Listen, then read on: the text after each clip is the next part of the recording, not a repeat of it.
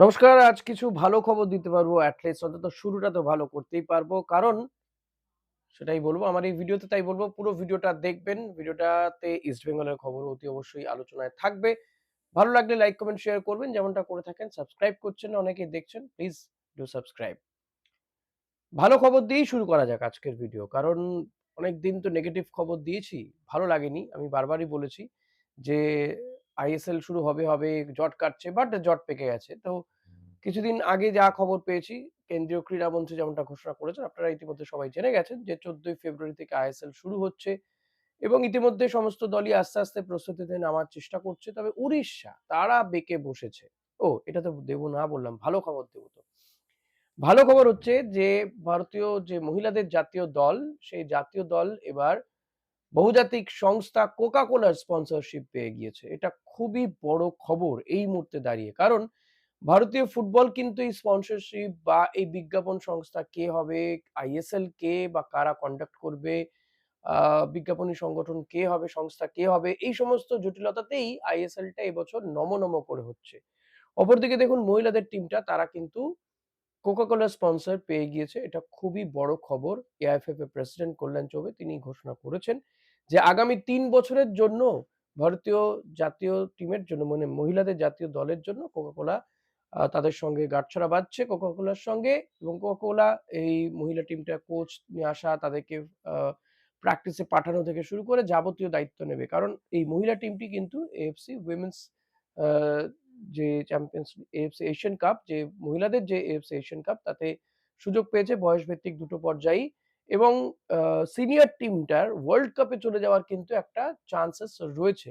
মহিলা টিমটা যথেষ্ট ভালো টিম এবং এই মহিলা টিমে কিন্তু বহু ইস্ট বেঙ্গলের প্লেয়ারও রয়েছে।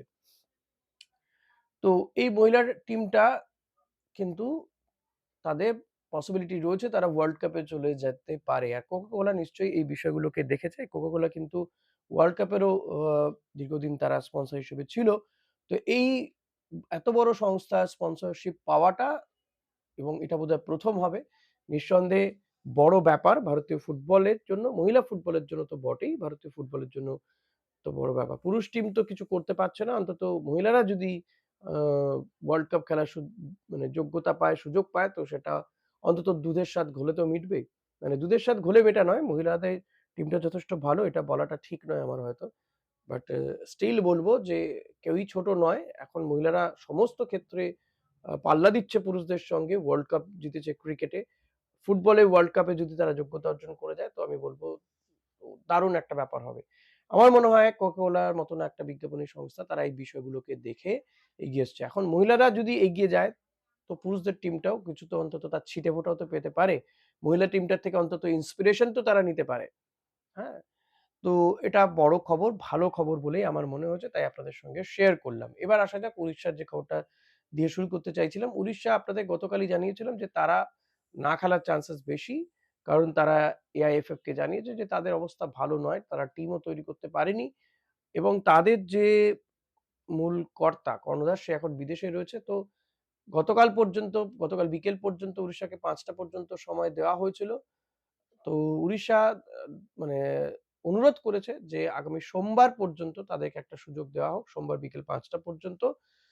তারা তাদের কি অবস্থান সেটা তারা জানিয়ে দেবে। কিন্তু এটুকু বলব যে যা মোটামুটি আবভাব তাদের, তো না খেলার চান্সই 90% 10% চান্স রয়েছে খেলার। যদি না খেলে তাহলে চার্চিল ব্রাদার্স হয়তো সে জায়গায় ইন হতে পারে। তো ১৪ টা টিম নিয়েই যে আইএসএল হবে এটা মোটামুটি কনফার্ম হয়ে গিয়েছে। কনফার্ম করে ফেলেছে এআইএফএ। তবে ফিক্সচার কেন এখনো আসছে না? কারণ এই উড়িষ্যার জন্যই ব্যাপারটা ঝুলে আছে। তো উড়িষ্যা যদি হ্যাঁ করে দেয় তারপরে এআইএফএ গোটা বিষয়টি ঠিক করে কটা ম্যাচ হবে না হবে সেটা নিয়ে তারা এএফসি কে জানাবে। এএফসি যদি গ্রিন সিগন্যাল পেয়ে যায় তাহলে তারা ফিক্সচারটা অ্যানাউন্স করে দেবে। এটা এখনো পর্যন্ত ঠিক আছে। তো আমার মনে হয় না যে এফসির এক্ষেত্রে গ্রিন সিগন্যাল পেতে খুব একটা কষ্ট করতে হবে। এটা সেই আশ্বাস তারা পেয়েছে বলে এতদূর এগোচ্ছে। তো লেটস সি উড়িষ্যার জন্য হয়তো আরো কয়েকটা দিন অপেক্ষা করবে। আ মানে কয়েকটা দিন বলতে কাল পরশু অপেক্ষা করবে এআইএফএফ তারপর তারা সিদ্ধান্ত নেবে যে কি করবে, কি করবে না। চার্চিল খেলবে নাকি উড়িষ্যা এফসি খেলবে। এর পাশাপাশি আই লিগ দুটো আই লিগকে একসঙ্গে মিলিয়ে দেওয়া হচ্ছে। আই লিগ 2 এবং 3 এই যে আই লিগটা হতো তাতে কিন্তু দুটো আই লিগকে মিলিয়ে দিয়ে প্রায় ৪০ টা টিম নিয়ে জোনাল আই লিগ করা হবে, জোন ভিত্তিক লিগ হবে, সেখান থেকে আবার রানার আপ, চ্যাম্পিয়ন আপ উঠে তাদের মধ্যে একটা লিগ সিস্টেম খেলা হবে। এবার এমনটাই জানা যাচ্ছে, অর্থাৎ এই যে আ ইউনাইটেড স্পোর্টস যারা বাংলা থেকে উঠেছিল তারা বা শ্রীভূমি তারাও কিন্তু আই লিগ 2 বা 3 খেলতো। তো এই আই লিগ 2 আর 3 একসাথে হয়ে যাচ্ছে। প্রচুর ম্যা মানে টিম একসঙ্গে হয়ে একটা টুর্নামেন্ট খেলবে। এবছর এই যুদ্ধকালীন বা যা পরিস্থিতি এখন, এই সংকটকালীন পরিস্থিতিতে এমনটাই সিদ্ধান্ত কিন্তু নিয়েছে এআইএফএফ। এবার যদি আসা যাক ইস্ট বেঙ্গলের খবরের দিকে। দেখুন ইস্ট বেঙ্গলে হিরোশি তার বিদায় তো নিশ্চিত বলেই দিয়েছি গতকালই। গতকাল সে একটা পার্টিও রেখেছিল। তার টিম মেম্বারদের সঙ্গে পরিবারের লোকজন ছিল সে পার্টিতে। অর্থাৎ সে যে চলে যাচ্ছে বিদায় পার্টি এবং যথেষ্ট ভালো হিরোশির ব্যবহার কিন্তু যথেষ্ট ভালোই।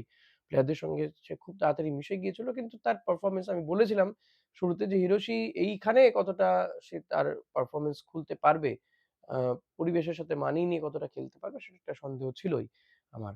তো সেটাই দেখা গিয়েছে। তো হিরোশি এবং হামিদ আহাদাদ আগেই তো বিদায় নিয়েছে। হিরোশির এখনো পর্যন্ত অফিসিয়াল কোনো অ্যানাউন্সমেন্ট আসেনি। হোপফুলি ২-১ দিনের মধ্যে চলে আসবে। এই ইন বিটুইন ইস্ট বেঙ্গল চাইছে একজন বিদেশিকে, rather East Bengal coach Oscar Bruzon একজন বিদেশিকে চাইছে এবং সেটা নিশ্চয়ই কোথাও গিয়ে কনফার্ম হয়ে গেছে বা কিছুদূর কথাবার্তা এগিয়েছে বলেই আমার মনে হয়। সে কারণেই হিরোশিকে ছেড়ে দেয়া হলো। এবার যদি দেখা যায় যে এই ১২-১৪ টা ম্যাচের জন্য যে বিদেশিকে তারা খুঁজছে, আ সেই বিদেশির সঙ্গে টাকা-পয়সা নিয়ে কোথাও হয়তো নেগোসিয়েশন ঠিকঠাক হচ্ছে না। তাহলে হয়তো নাও আসতে পারে। সেক্ষেত্রে ডেভিড জেসিনদের উপরেই ভরসা করবে ইস্টবেঙ্গল কর্তারা, ইস্টবেঙ্গল কোচ।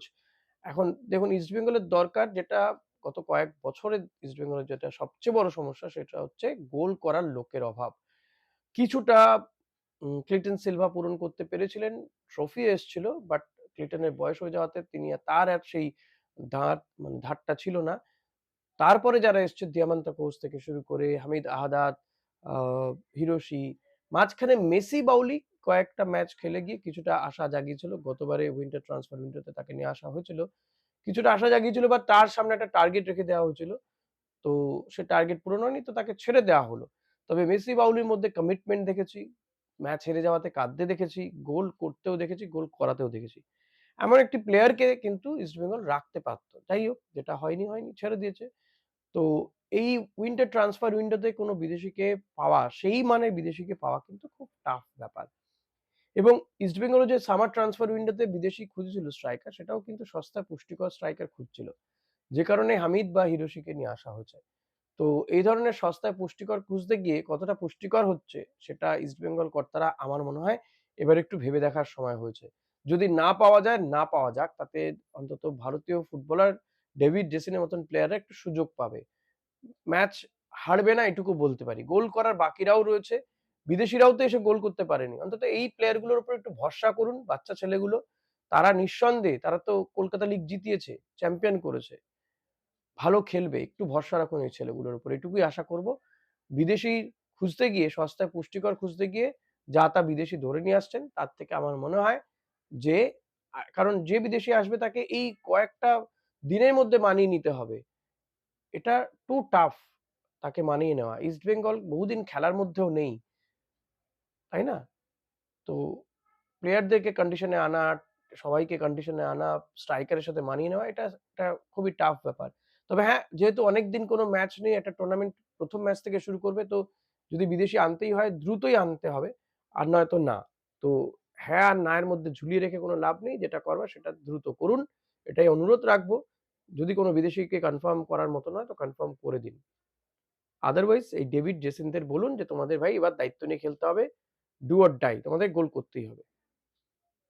তো আপনাদের কি মনে হয় এক্ষেত্রে? অতি অবশ্যই আমাকে কমেন্ট করে জানাবেন প্লিজ। Thank you.